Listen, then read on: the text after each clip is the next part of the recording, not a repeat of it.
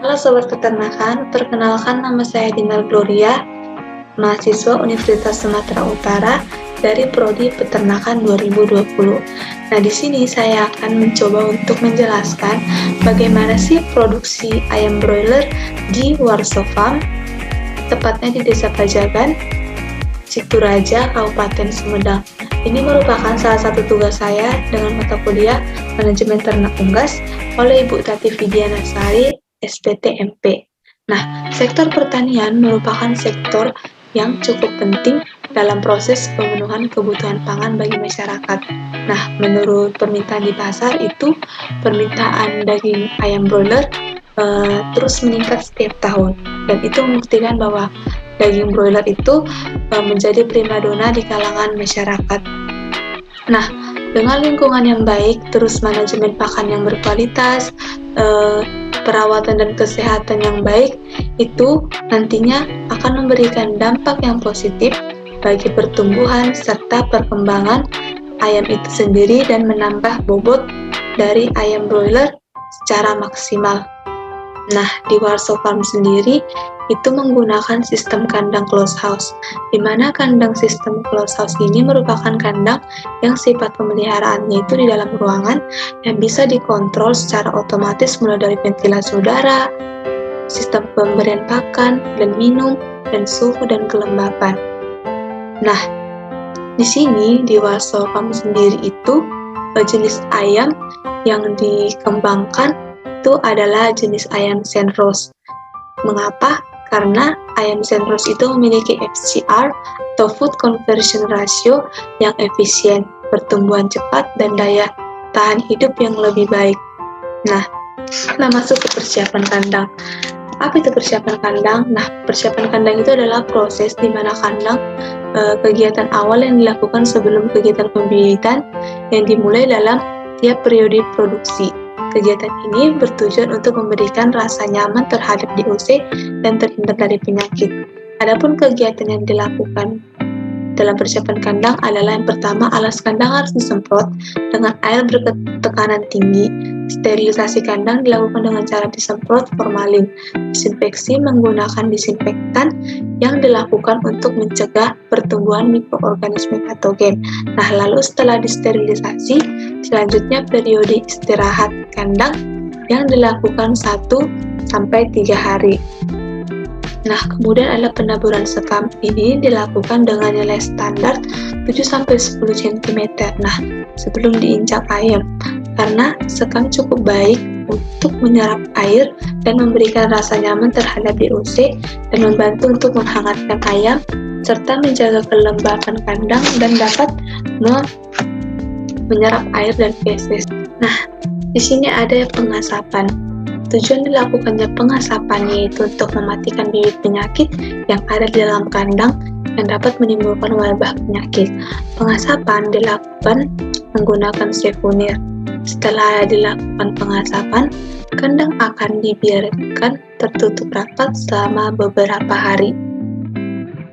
Nah, kemudian di sini ada pemasangan alas dan penataan baby chick. Nah, ini pemasangan alas dilakukan setelah penaburan sekam dengan luas kandang minimal 50 ekor meter kuadrat dengan perhitungan 10.000 dibagi 50 ekor dibagi 12 meter sama dengan 16 meter. Setelah itu barulah dilakukan penataan baby chick standar. Pemasukan DOC.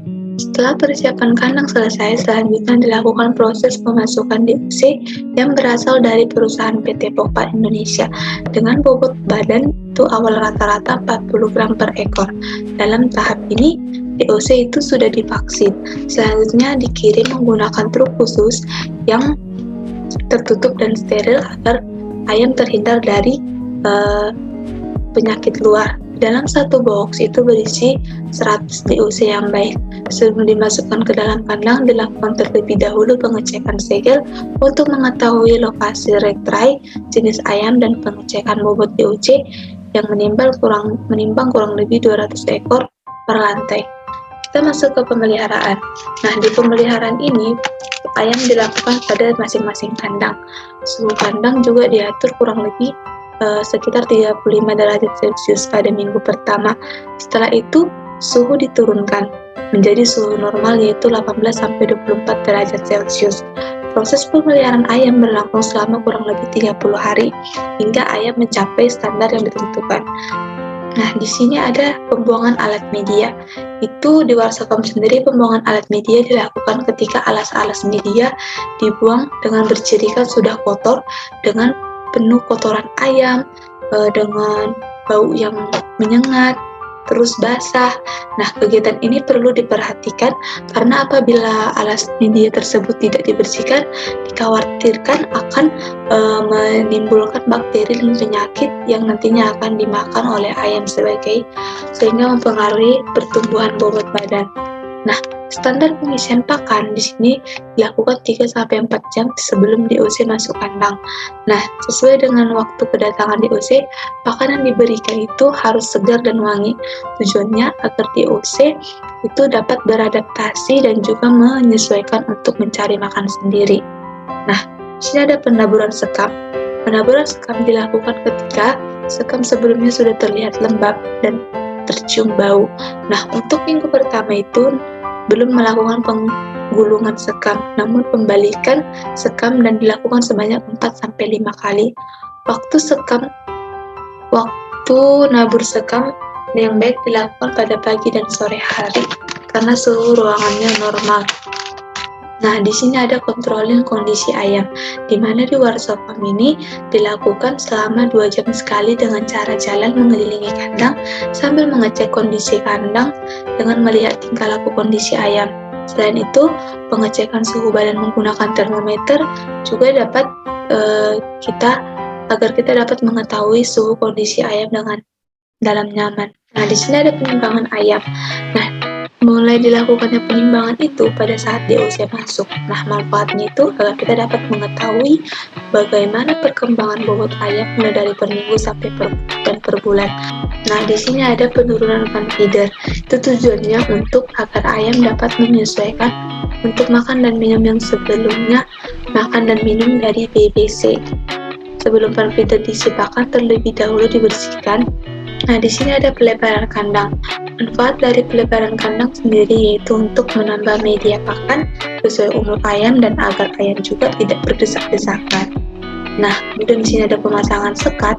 Itu bertujuan agar pergerakan ayam itu tidak terlalu jauh dan membatasi pergerakan ayam. Nah, penyortiran. Manfaat dari penyortiran ayam yang kecil itu agar dalam satu kandang bobot ayam itu setara. Dan penyortiran dilakukan pada umur ayam setelah umur 10 hari. Ayam yang kecil yang disortir akan dimasukkan ke dalam karung dan dipindahkan ke sekat yang dibuat khusus untuk ayam sortir. Nah, pada pemberian pakan, di Warsafarm sendiri itu pemberian pakan dilakukan sesuai dengan umur ayam dan kebutuhan pakan dan jenis pakan yang diberikan, yaitu ada booster S00, ada booster F11, ada booster S12. Nah, pakan booster S00 diberikan untuk umur ayam 1-12 hari. Untuk pakan booster F11 itu diberikan kepada umur ayam yang 13-18 hari. Dan untuk booster S12 itu untuk ayam yang umur 19 sampai panen. Di sini ada penjarangan, di mana penjarangan itu dilakukan ketika bobot ayam terlihat sudah mencapai angka 1,3 sampai 1,14 kg per ekor. Waktu penjarangan di Warsafarm dilihat dari pasar. Apabila pasar membutuhkan ayam dengan bobot 1,3 sampai 1,4 kg per ekor ayam dan di kandang sudah mencapai bobot tersebut, penjarangan dilakukan sesuai permintaan konsumen. Tujuan penjarangan tersendiri itu untuk pelonggaran kandang, karena ketika umur ayam bertambah, maka bertambah pula bobot ayam. Nah, kita masuk ke panen ayam.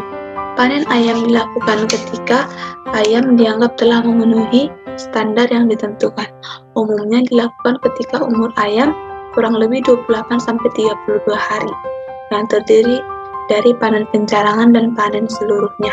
Nah, panen ayam di Warsafarm sendiri itu dengan cara menimbang ayam sebanyak 10-20 ekor tergantung bobot ayam dan permintaan konsumen. Apabila rataan 2,2 kg per ekor cenderung menimbang sebanyak 20 ekor dengan mendapat hasil seluruhnya 45 kilo. Nah, kita masuk ke distribusi ayam. Hasil panen ayam yang memenuhi standar selanjutnya akan dikirim dan diangkat oleh konsumen yang memesan melalui perusahaan pakan Indonesia yang sudah dapat surat perintah penangkapan ayam yang nantinya diberikan untuk mengambil ayam ke kandang dengan menyiapkan kendaraan distribusi yang bersih juga nyaman.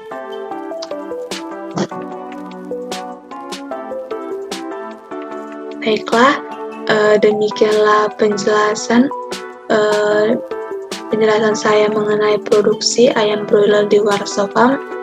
Apabila ada tutur kata yang kurang berkenan, saya mohon maaf atas perhatian Ibu atau Bapak dan teman-teman sekalian. Saya ucapkan terima kasih. Salam cinta dari ujung kantang.